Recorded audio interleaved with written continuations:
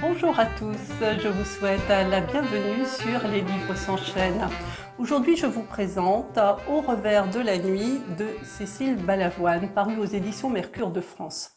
C'est le troisième roman de Cécile et c'est le deuxième que je chronique sur la chaîne, mais je les ai tous lus.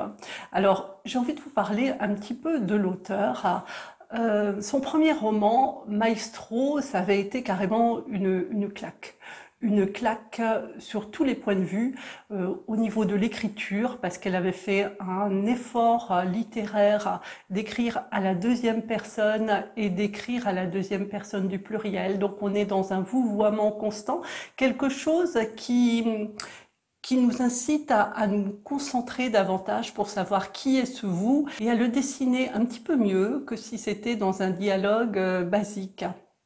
Et ce roman avait été une claque parce que j'ai eu la sensation d'être en communion parfaite avec Cécile Balavoine. Alors, cet auteur, dans ses trois romans, ce sont trois romans qui parlent d'amour, mais pas des amours insipides. C'est à chaque fois extrêmement profond et à chaque fois, elle ne fait pas de mystère, il n'y a pas de filtre, il y a une espèce de mélange d'autofiction et de fiction parfaitement bien équilibrée. Quand je dis qu'elle ne met pas de filtre, c'est qu'elle laisse vraiment le lecteur croire que son personnage principal, qui est toujours le même, qui est toujours Cécile, et il s'agit bien d'elle. Et moi, j'y crois. Alors, elle parle donc d'elle. Dans chacun de ses romans, elle parle d'un épisode de sa vie, un épisode amoureux. Elle nous fait emprunter un chemin rempli de profondeur dans lequel on va y puiser beaucoup de sensibilité et beaucoup de chagrin, beaucoup d'humilité, beaucoup de simplicité aussi. La vie y est racontée avec un mélange de lucidité et de tendresse et l'écriture de Cécile Balavoine monte en puissance roman après roman. Dans celui-ci, par exemple, il y a pas mal de descriptions, mais des descriptions de New York. Alors, il faut que je dise aussi que tous ces romans nous entraînent entre New York et Paris. C'est toujours un peu mythique pour le français, enfin du moins pour la française que je suis, qui n'a jamais vraiment voyagé, qui n'a jamais été aux États-Unis. C'est toujours un peu mythique d'entendre parler de New York et de nous faire voyager ainsi à New York. Mais à chaque fois, là, en plus, dans celui-ci, il y a vraiment des descriptions, mais qui sont extrêmement belles, extrêmement précises. J'avais la sensation d'y être, d'être à ses côtés, d'être avec elle. Alors, Au revers de la nuit, ça parle de quoi? Ça parle de l'histoire de Sacha. Cécile revient sur un épisode de sa vie qui s'est déroulé 25 ans auparavant. Elle était jeune femme, elle arrivait aux États-Unis, elle ne savait pas trop encore si elle voulait être enseignante, si elle voulait faire des études aux États-Unis, et elle se lance dans un long voyage en train, un voyage de 2000 km.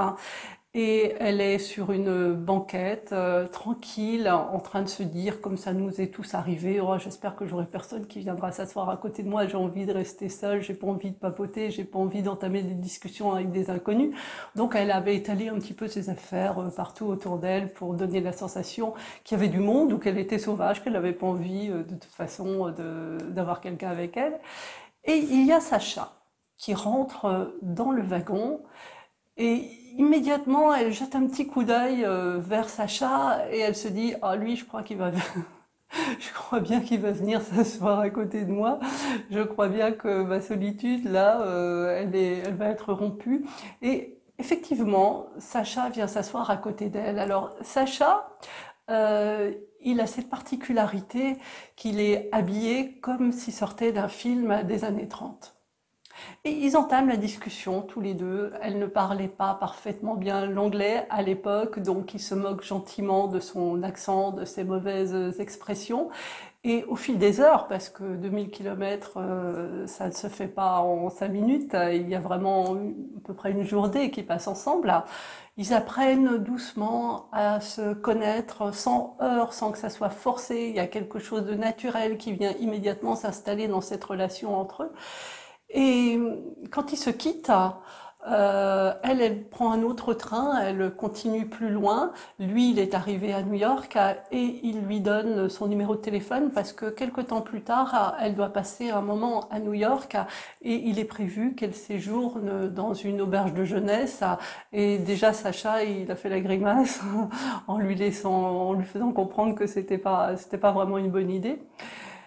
Et quelque temps après, quelques semaines plus tard, quand elle se retrouve à New York, quand elle se retrouve dans cette auberge de jeunesse, elle a le numéro de Sacha, elle appelle Sacha, Sacha vient la chercher.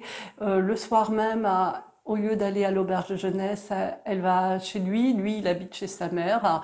Donc voilà, il la présente à sa mère comme une amie, comme son amie française dont il a parlé en plus, il a parlé dans sa famille.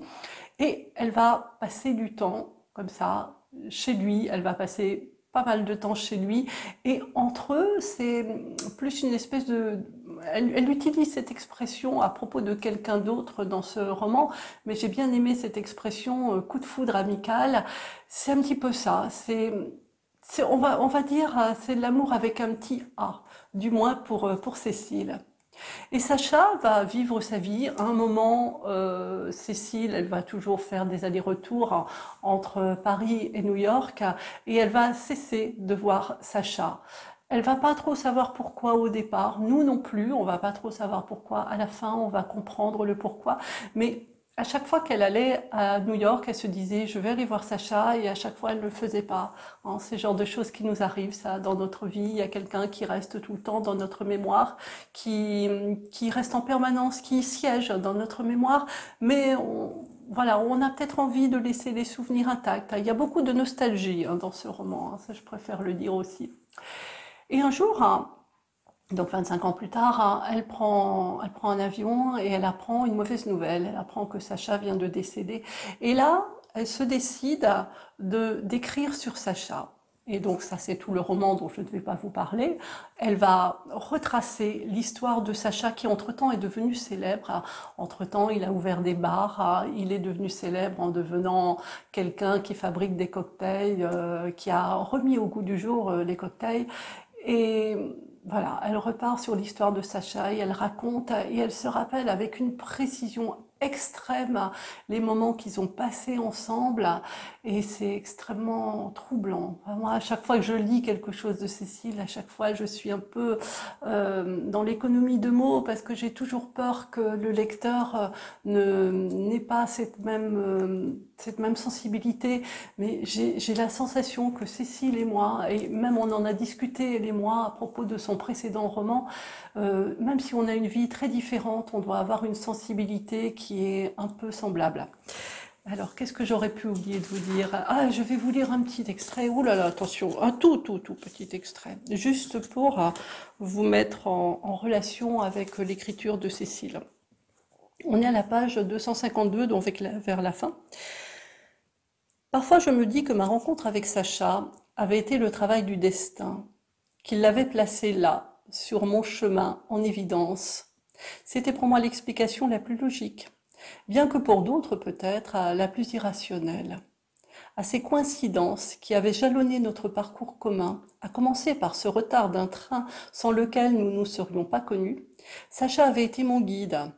Mais souvent je me suis demandé ce que j'avais été pour lui, quelle fonction nécessaire j'étais venue remplir dans sa propre existence.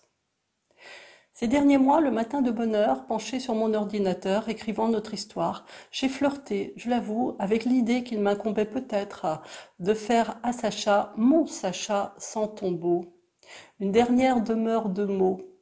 Et je souris intérieurement ce soir, un peu honteuse d'avoir été si présomptueuse en découvrant que d'autres ont eu la même idée que moi.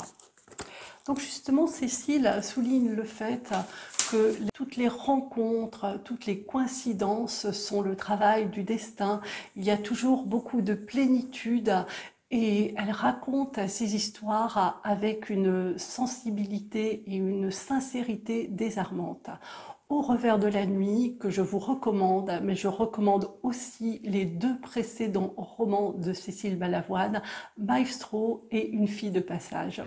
Je vous remercie d'être passé sur Les Livres s'enchaînent. Pensez bien à vous abonner si ce n'est pas fait et je vous souhaite de belles découvertes.